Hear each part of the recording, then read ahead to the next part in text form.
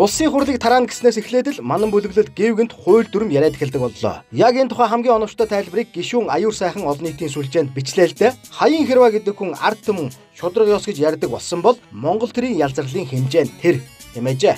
Яг л энэ шүү дээ. Манан бүлэглэл хизээнээс шудраг ёс ярьдаг болчихов. Ер нь энэ манан хэмээх бүлэглэлийн Монгол орчуулга нь хуульгүй хулгайч, дүрмгүй дээрэмчин, улсаа зарсан урагчид, улсын хэмжээний гэмт хэрэгтнүүд хэмээх үгийн тайлал юм. Оросоор бол братва гэсэн үг. Өөрсдөд нь ашиггүй асуудал гарамгцал тэд шудраг ёс хууль дүрм гэж орилдоод эхэлдгийг монголчууд мэддэг болсон. Яс юм дээр 10 орчим хүний л хулгай дээрмийн эрх ашиг хөндөгдөд ирэхээр тэд засаг огцруулж улсыг маань сүйтгэж эхэлдэг. Олон нийтийн сүлжээгээр нохтоод өрхөрж ард түмнийг талцуулан хагаралдуулдаг болсон. Өнөөдөр тэд жидүү хэмээх шууганыг барин авч яг нөгөө аргаараа засгийн газрыг унаах ээлж дээрмээ хийх гэж оролдсон боловч жомоо шатаах гэж байгаад байшин гажтайгаад эхэлчихсэн тэр. Одоо Хаян Хэрва, Инх хамглан, Мөнх бод гэрчлэн хамгийн адгийн шаар олигарх лойврчин хулгайч нар хууль зөрчлөө, үндсэн хуулийг та нар уландаа гიშглээ хэмээн орилж байгааг анзаарч байна уу? Дээрээс нь концессийн гэрээний лойврчин хүчин хулгай удах шүгний гэмт хэрэгт орооцолдож явдаг номтой баяраараа улсын хурлын гишүүдийг мөрдүүл шалгуулна гэж зогсож байгаа нь та нарыг ямар арчаагүй хулгайч нар вэ гэдгийг харуулж байгаа юм. Мөн ч таарсан хулгайч нар шүү. Ганцхан юм хэлий. Үнэхээр та нар үндсэн хуулиа дагаж мөрддөг, үндсэн хуулийг дээдэлдэг хулгайч нар байсан юм бол аль халуун зунаас хойш хийгээд өгчөөч гэж гуугаад байсан 60 тэрбумын тухай нээлттэй хэлцүүлгийг тэр хуулийнхаа дагав хийгээд өгчихгүй яасан юм. Үндсэн хуулиа хэлбэрлэлгүй дагаж мөрдөх ёстой. Дагаж мөрдөхийг бусдаа шаардах ёстой гэмт хэрэгтээ мээн голд чинь харин өөрөө нөгөө хуулиа зөрчихсөн учраас өнөөдөр зодуулсан нохоо шиг амь тайван бахирч гасалж гянганаж байгаа юм. Унахдаач наад итгэ чинь та нарыг хамтдаа татаад унна. Ирж яваа цагийнхны дуг харж яваа та нар зогсоож дийлэхгүй. 30 жил хуульгүй гудаж дүрмгүй хулгайлаа. Одоо гэлс чинь хагарч байгаа нь энэ. Ард түмэн та нарыг хизээж өмөрөхгүй. Учир нь та нарт ард түмэн гэж байхгүй. 7 уулын цаагуур дов шорооны ард дур танилцгоо.